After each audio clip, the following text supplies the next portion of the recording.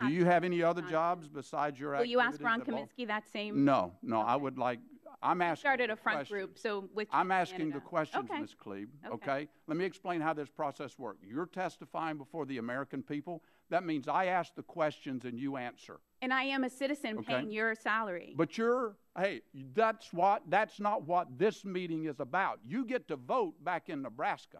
That's who your elected representatives are.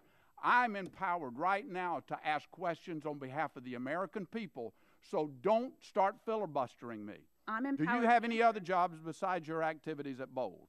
I work for Bold, Nebraska. I'm the executive director. Okay. I understand that your husband is the CEO of a woman-owned business called Energy Pioneer Solutions, which received an $800,000 grant from the Department of Energy in late 2010. That's correct. Are you the woman referred to in the grant application? No, I'm not. Okay. That's good. hilarious. Do you have a financial stake in this company? No, besides my husband. I mean, how can you assure okay, let me remind the committee that the jobs, development, economic stimulus, and the tax revenue that will come if we build Keystone come at no cost to the taxpayers. Meanwhile, we have activists that are trying to game the system to benefit their own financial interests and then turn around and take taxpayer dollars to boot. Completely Ms. Kleeb, you've made a number of extreme statements about Keystone and climate change over the years. Upon review, I have some of those quotes from prominent scientists and experts who have engaged in this debate. Yep. David Keith, a Canadian climate scientist with a PhD from MIT, currently serving professor of applied physics at Harvard. He says, the extreme statements that this is game over for the planet are clearly not intellectually true. Do you agree with Mr. Keith? Yes or no? Yes or no? No, I don't. Okay, good. That statement, Ken are you going to let me Calderia, answer, or are you just going to continue to yell at me? a climate researcher at the Carnegie Institution for Science and a professor in Stanford's Environmental Earth System Sciences Department with a master's degree and a PhD from NYU, says, I don't believe that whether the pipeline is built or not will have any detectable climate effect. Do you agree with Mr. Calderia's comment? Clearly I don't, yes or or no? I wouldn't have dedicated the okay, last no. years of my life to Mr. Michael Levi, pipeline.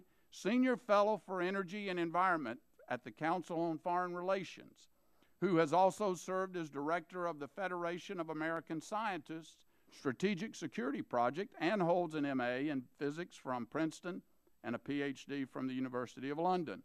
He says this, and despite fears by climate change activists that increased oil sand production has profoundly negative consequences to global warming, Alberta's massive reserve base contributes relatively little to the problem at a global scale. Do you agree with Mr. Levi? Yes or no? I agree. Do you agree with Mr. Levi? I'm not agree. Interested in the picture that you got there. I'm interested in you answering my question. These are the generations that we're fighting for, and you're continuing. Mr. Chairman, would you instruct her to answer the question? I'll instruct both. Give her a little bit of time. No, I don't agree with any of your questions. Ms. Jane Kleeb, I'm all right.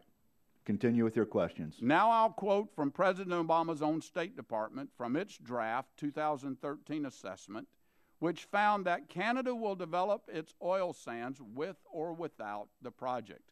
Approval or denial of the proposed project is unlikely to have a substantial impact on the rate of development in the oil sands or on the amount of heavy crude oil refined in the Gulf Coast area. Do you agree with the President's administration, specifically the Department of State? Yes or no?